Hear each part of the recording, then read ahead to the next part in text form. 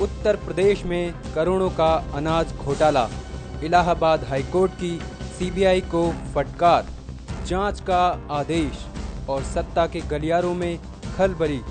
इस घोटाले के उजागर होते ही सभी राजनीतिक पार्टियों ने अपने अपने बयानों के जरिए राजनीतिक रोटियां सेंकनी शुरू कर दी हैं।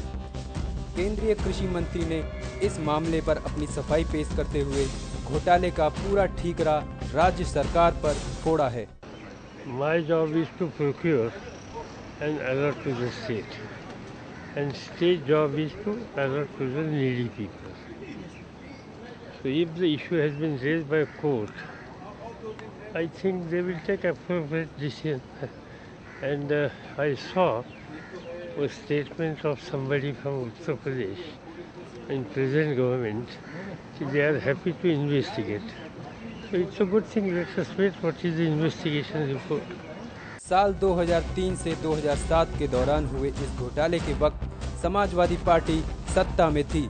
जाहिर है सरकार की शह पर ही इस महा घोटाले को अंजाम दिया गया और अब हाईकोर्ट के फरमान के बाद सपा सुप्रीमो इन तमाम आरोपों से खुद को पाक साफ बता रहे हैं और माया सरकार पर उंगलियां उठा रहे हैं। ये घोटाले के मैंने ओपन किया है, ये घोटाला देश के सामने हमने निकाला है और ये मेरा आदेश है। फिर आया कि हाई कोर्ट ने कहा कि जॉइंट हो जाए सीबीआई और प्रदेश सरकार, तब इतने बड़े घोटाले का कहीं जांच हो सकती है। सत्ता पलट के बाद बसपा सरकार ने जांच के लिए एसआईटी का गठन किया।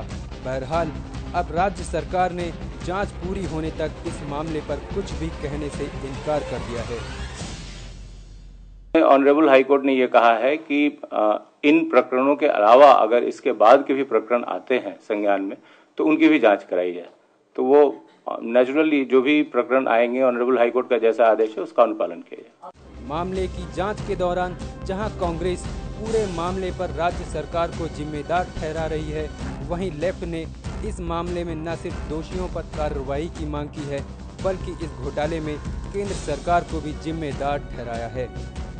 मैं निश्चित तौर से समझता हूं कि इस खाद्यान्न घोटाले की जांच में पिछले चाहे मुलायम सिंह की सरकार हो या मायावती की सरकार हो, उसमें दोनों सरकारों के लोग दोषी हैं और ये घोटाला केवल ये नहीं कि केवल अधिकारियों तक था, ये निश्चित तौर से बड़े पैमाने का घोटाला था जिसमें सरकारें इन्वॉल्व थी। और मैं तो कहता हूं कि इसकी जांच अगर की जाए निष्पक्ष जिस ढंग से होगा तो आज मौजूदा सरकार को भी इस पर इस्तीफा देना पड़ेगा। में जो आज बताया उससे साबित हो जाता है कि इस तरीके की बड़ी घोटाला हुई है या शायद हो भी रही है।